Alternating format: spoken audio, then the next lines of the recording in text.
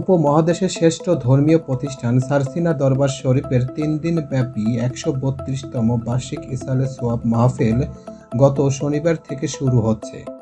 সোমবার বাদ জোহর আখেরি মোনাজাতের মধ্য দিয়ে এই ধর্মীয় সমাবেশের সমাপ্তি ঘটবে। গত শুক্রবার মাগরিবের নামাজের বাদ সারসিনার পীর আলহাজ মাওলানা শাহ মোহাম্মদ মহবিউল্লাহ উদ্বোধনী বয়ানের মধ্য দিয়ে মাহফিলের সূচনা করবেন। এরই মধ্যে দেশের বিভিন্ন স্থান থেকে হাজার হাজার ধর্মপ্রাণ মুসল্লিরা বাস, লঞ্চ, ট্রলার যোগে মাহফিল ময়দানে আসতে শুরু করেছেন। সারসিনা দারুস সুন্নাহ আলিয়া মাদ্রাসার অধ্যক্ষ ডক্টর সৈয়দ শারাফত আলী জানান, প্রতিদিন ফজর ও মাগরিবের নামাজের পর মুসল্লিদের উদ্দেশ্যে বয়ান করবেন সারসিনার পীর সাহেব। ইতিমধ্যে মাহফিলের জন্য বিশাল প্যান্ডেল নির্মাণ সহ যাবতীয় প্রস্তুতি সম্পূর্ণ করা হয়েছে। আগামী সোমবার বাদ জোহর আখেরি মোনাজাতে অনুষ্ঠিত হবে। মোনাজাত পরিচালনা করবেন সারসিনার পীর আলহাজ মাওলানা শাহ মোহাম্মদ মহবিউল্লাহ। 3 দিন ব্যাপী ওই মাহফিলে দেশের বিশিষ্ট ইসলামী চিন্তাবিদগণ উপস্থিত থেকে ওয়াজ নসিহত করবেন। মাহফিলের সার্বিক নিরাপত্তায় আইন শৃঙ্খলা বাহিনী, মুসল্লিদের স্বাস্থ্য সেবায় সার্বক্ষণিক মেডিকেল টিম নিয়োজিত থাকবে। তো আজকে আমার এই প্রতিবেদনে এই ওয়াজ মাহফিলের সংক্ষিপ্ত কিছু ছোট ছোট ভিডিও এবং শর্ট আকারে কিছু তথ্য আপনাদের সামনে এখন শেয়ার করব।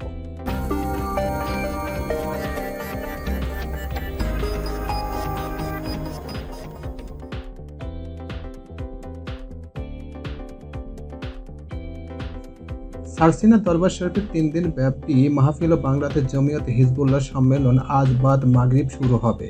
সারসিনা দরবারের শরীফের পীর সাহেব আম বয়ানের মধ্য দিয়ে মাহফিলের অনুষ্ঠানে উদ্বোধন করবেন। আগামীকাল 3 দিন ব্যাপী এই মাহফিলের প্রথম দিন। আগামী সোমবার বাদ জোহর আখেরি মোনাজাতের মধ্য দিয়ে মাহফিলের সমাপ্তি ঘটবে। মাহফিলকে কেন্দ্র করে ইতিমধ্যে মুসল্লিরা আসতে শুরু করেছেন সারসিনা দরবার শরীফে। মুসল্লিদের থাকা, খাওয়া সহ যাবতীয় প্রস্তুতি ইতিমধ্যে সম্পূর্ণ করা হয়েছে বলে জানিয়েছেন কর্তৃপক্ষ। জানা গেছে, করোনা মহামারীর কারণে এবার বিশেষ সতর্কতা অবলম্বন করা হয়েছে।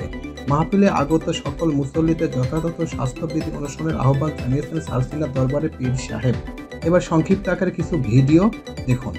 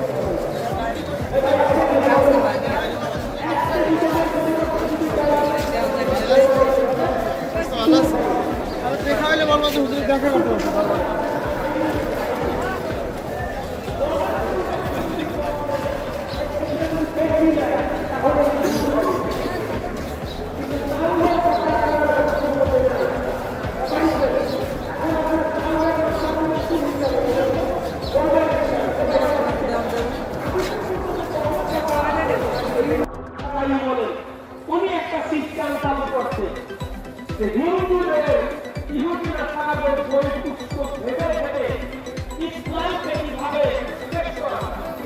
আপনারা বলেন সাহাবায়ে বলেন, তাবিঈন বলেন, আউলিয়া বলেন, তারা কি আমাদের এই সাধারণ মুসলমানদেরকে অন্য কোনো জাতির বৈপুষ্ট ভাষার কথা কি বলছে? সাধারণ লোক যারা আছে এদের জন্য ইঞ্জিল বলেন, তাওরাত বলেন, এইগুলি ভাষা বা হিন্দুদের রামায়ণ বলেন, হ্যান বলেন, দেন বলেন, এইগুলি ঘাটাঘাটি করা কি যায় গেছে? হযরত ওমর রাদিয়াল্লাহু তাআলা আনহুর কাছে তাওরাত কিতাবের একটা টুকরো দেখেছিল রাসূল সাল্লাল্লাহু আলাইহি ওয়াসাল্লাম। আল্লাহ রাসূল সাল্লাল্লাহু আলাইহি ওয়াসাল্লাম দেখে এরকম রাগ হয়ে গেছে, কান্না খুফিয়া কি হযরতাল হাব্বুমান যেন রাসূল সাল্লাল্লাহু আলাইহি ওয়াসাল্লামের সিহাবুল জন্য আন্দোলনের ধারা আন্দোলনের বেলা এইগুলি কোনো খুলিয়া দেওয়া হয়ে দেখা লাল হয়ে গেছে রাগ হইয়া। এরপরে রাসূল সাল্লাল্লাহু আলাইহি ওয়াসাল্লাম বলতেছেন, হে ওমর, লাউ কানা মুসা হাইয়ান, মুসা নবী যদি আমার যুগে জীবিত থাকতেন আর তোমরা যদি আমাকে বাদ দিয়ে মুসা নবীর অনুসরণ করতা, তোমরা দূর হয়ে যেতে। বলে এই ভাইরা আমরা শুধু হাঁটাহাঁটি করেন আর গল্প গুজব করেন,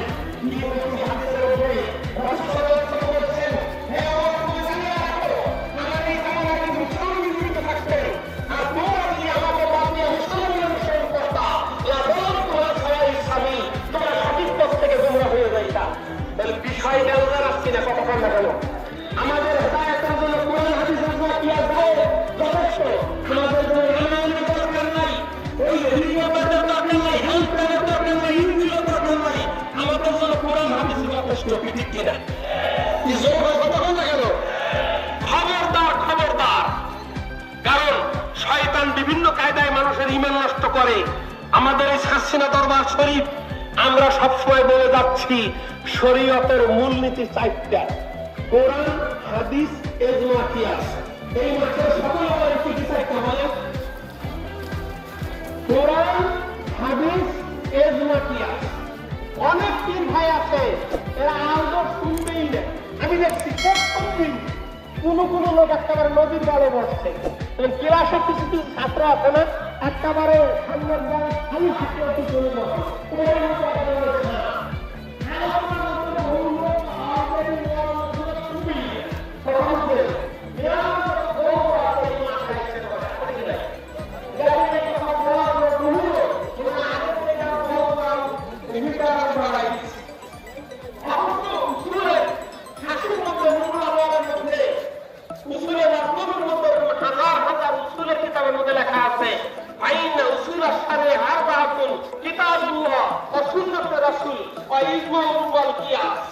শরীয়তের মূলনীতি হলো চারটা: একটা হলো কোরআন, আর একটা হলো হাদিস, আর একটা হলো ইজমা, আর একটা কিয়াস।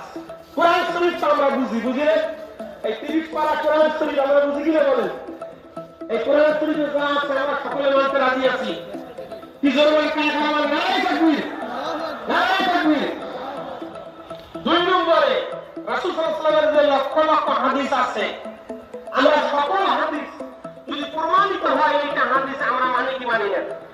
কি ভাইরা, আপনারা দেখতে পেয়ে বলতে পারবেন না যে আমরা বুখারীও মানি, মুসলিমও মানি। আর আমাদের দেশে একদল লোক আছে, এরা বুখারী মানে, তিরমিজি মানে না। কি আছে কি নাই? এদের কলমের মধ্যে রোগ আছে কি নাই?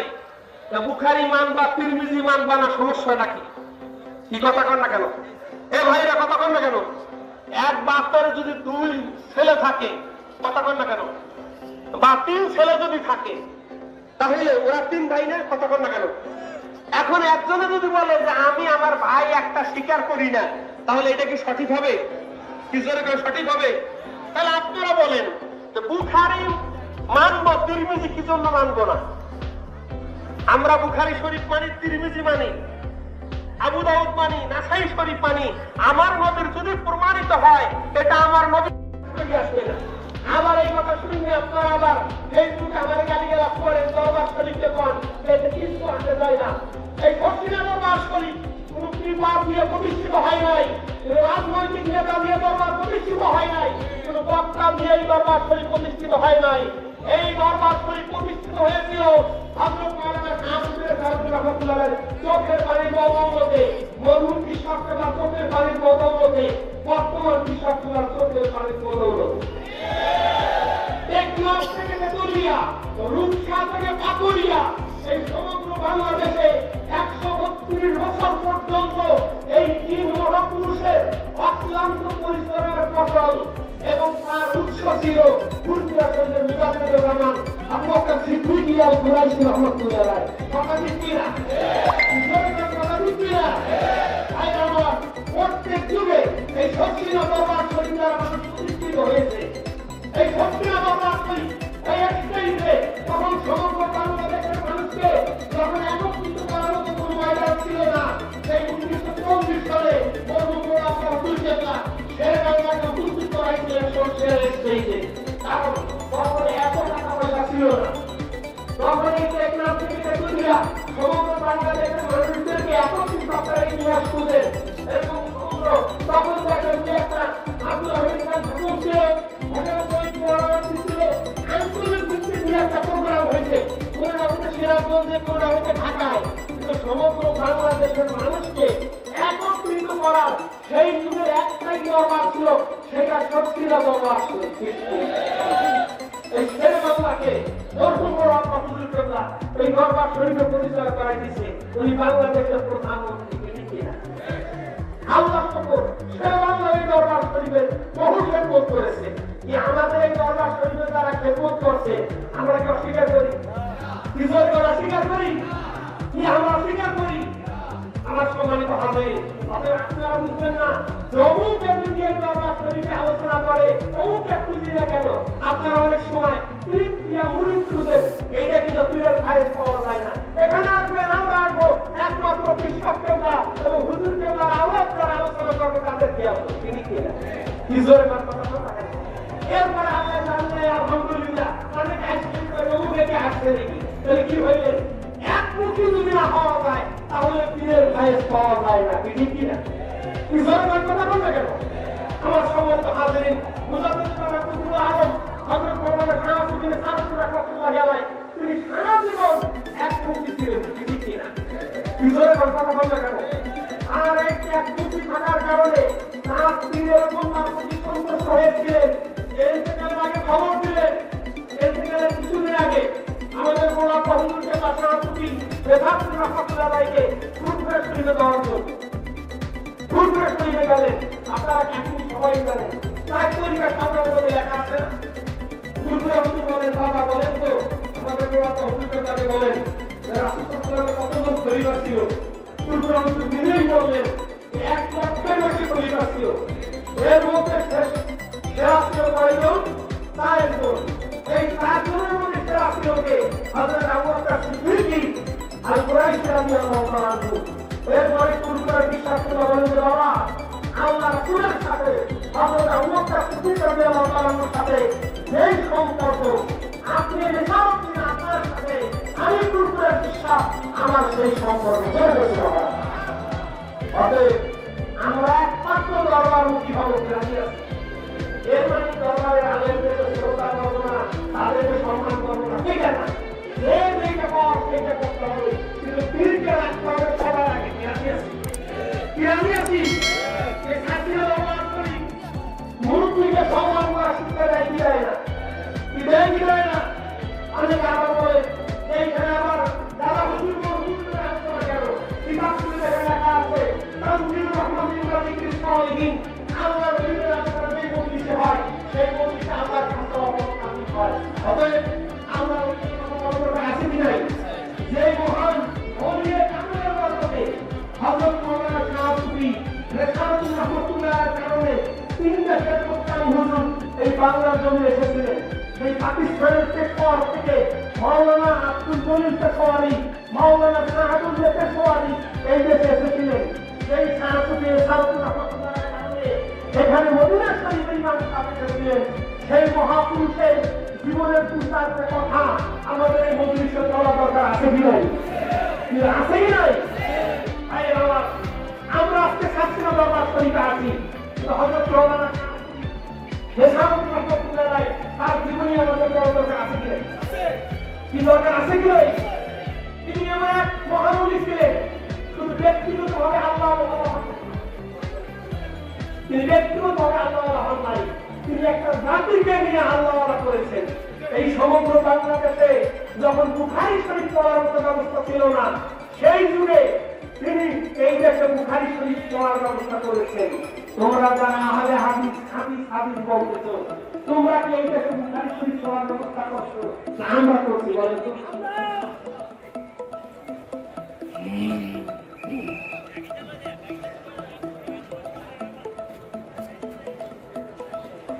এই দেশে গুলি করার ব্যবস্থা করছে না বলেন তো? এ ভাইরা, এই বাংলার জমিনে সর্বপ্রথম সরকারিভাবে যে মাদ্রাসায় বুখারী শরীফের দরবার চালু করা হয়েছিল, এই দরবার শরীফের নাম কি আপনারা জানেন? সবাই তো বললেন না। যদি মাঠের সকলে পালিতে একটা দিন যদি শুনে যান, সমগ্র বাংলাদেশে আলিয়া মাদ্রাসার মধ্যে সর্বপ্রথম যেইখানে বুখারী শরীফের দরবার চালু হয়েছিল সেটা হলো সারসিনা মাদ্রাসা। সেটার নাম কি? এই পশ্চিম পাশের ভাইরা উত্তর দক্ষিণ সকল বলেন কোন মাদ্রাসা? বুখারী শরীফ তোমরা বেশি চিনো না আমরা বেশি চিনি? কি কারণ বেশি? আমাদের উস্তাদুল আসাবেদা জনাব মাওলানা মুস্তাফা আহমেদ ইসাবুদ্দিন বলতেন যে বুখারী শরীফ আমার মুখস্থ, হেদায়া আমার মুখস্থ, সরহেবেকা আমার মুখস্থ। যদি বিশ্বাস না হয় কোন জায়গা থেকে দিবেন জোরে বলে সুবহানাল্লাহ। আমাদেরকে তোমরা এখন বুখারী শরীফ ভাইয়ের আমার, আমরা হাদিসও মানি টেকাও মানি, কি না? রাজনৈতিক পত্রিকা সহকারী সম্পাদক আব্দুল গনি শায়েস্তান আলী সাহেব ছিলেন। তিনি বললেন যে আমি ওই ঘটনার সাক্ষী ছিলাম। যেই লোক সে বলছিল হুজুর আমি আর হুক্কা খাবো না, বাড়িতে গিয়ে যখন হুক্কা খাওয়া শুরু করছে, রাত্রে ঘুমাই পড়ছে, এমন জোরে ব্যাটের আঘাত তার পিঠের উপর পড়ছে, দাঁত পড়ে আসছে। সে পরবর্তী দিন সকালবেলা গরুর পিসাব কিবলার কাছে এসে বলে, বলা বহু কিবলা শাহ সুবিল সারাফুল রহমতুল্লাহ আলাইহি, হুজুর এই দেখেন আপনি আমাকে রাত্রিবেলা যে আঘাত করেছেন সেই আঘাতের চিহ্ন পাতেনি, এটা আছে কি নাই? জোরে কোনো আছে কি নাই? আপনাদের আমাদের যখন বিভিন্ন সময় অভিযোগ আলাদা অবস্থা হয়, আমরা পিসা হুজুর কেবলাকে অনেক দেরি যে হুজুর আমাকে ধমকে বলতে চলছি না তাই করো না কেন? এরকম ঘটনা আপনাদের বিষয় করেন নাই? নামাজ যখন কাজা হয়েছে, ইবাদত বন্দী যখন ত্রুটি হয়েছে, তখন স্বপ্নের মাধ্যমে ইঙ্গিত পাইছে, যেমন উল্টেই মজলিসে দুই সাইকেল কি নাই? কি নাই? অবশ্যই আছে ভাইয়ের আমার। তাহলে আউলিয়া কেরামের হেদায়েত শুধু জাহেরি হেদায়েত নয়, কাফেরি হেদায়েত আছে, আছে কি নাই? এই দরবার শরীফে দুইটা জিনিস আছে, একটা হলো জাহেরি আর একটা হলো বাতিল। এই পা থেকে মাথা পর্যন্ত আপনার আমার শরীরে ময়লা লাগলে এইটা ধোয়ার জন্য যেরকম ভাবে সাবানের দরকার আছে কি নাই? আপনার আমার অন্তরাত্মার মধ্যে আপনার আমার অন্তরাত্মার মধ্যে ময়লা করলে সেই ময়লা দূর করার দরকার আছে কি নাই? তবে আপনাদের আমাদের কথা হইল কি, রাসূল সাল্লাল্লাহু কলমের মধ্যে কিছু ময়লা করছে, কয়েকটা ময়লা করছে, আমাদের একটা সবচেয়ে বেশি কি বলে সবাই বুঝতে পারছেন?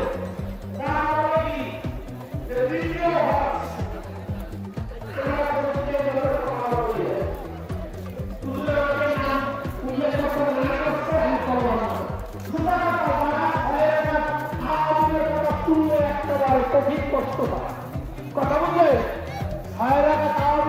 কথা শুনলে একটা মুক্ত বেজার হয়ে যায়। কথা বলতে কি জোরে কথা বলবেন, কি বেজার হয়ে যায় না? এই 6 রাকাত আওয়ামের কথা শুনলে যারা বেজার হয়ে যায়, এদের গুরু সে কি লাগছে শুনবেন একটু কথা। আপনারা তো খালি কয় পাগল হয়ে যায় শুনলে যে 1 টাকায় 49 কোটি টাকা ছিল, আর ইমানি খাওয়ান নাই। তাদের গুরু হচ্ছে কি আল্লাহ রাসূল দিনের বেলায় কাফেরদের সাথে চলাফেরা করতেন, এই জন্য তার কবরে প্রাপ্ত হতো। রাত্রিবেলা উঠিয়া তিনি কান্নাকাটি করিয়া এই কাঠ চুরি দিত করিতেন। জোরে কর নাউযুবিল্লাহ, আরো জোরে কর নাউযুবিল্লাহ, একটু জোরে কর নাউযুবিল্লাহ। আল্লাহ রাসূল কাফেরদেরকে মুসলমানদের মধ্যে দিনের দাওয়াত দেওয়া বেশি কষ্টকর না কাফেরদের মধ্যে দিনের দাওয়াত দেওয়া বেশি কষ্টকর? কি উত্তর তো দিলেন না। এই ভাইরা একটু দক্ষিণ পাশের ভাইরা বলেন, মুসলমানদের মধ্যে দিনের দাওয়াত দেওয়া বেশি কষ্টকর না কাফেরদের মধ্যে দিনের দাওয়াত দেওয়া বেশি কষ্টকর? যেই তায়েফের ময়দানে রাসূল সাল্লাল্লাহু আলাইহি ওয়াসাল্লাম তিনি কাফেরদেরকে দিনের দাওয়াত দিয়েছেন, এরা বলতেছে কি এদের মুরব্বী মানে কি ওই 6 রাকাত আওয়ামের কথা শুনলে যারা বেজার হয়ে যায়, এদের মুরব্বী রব্বুল আলামিনের মধ্যে রেখে দিতে যে যদি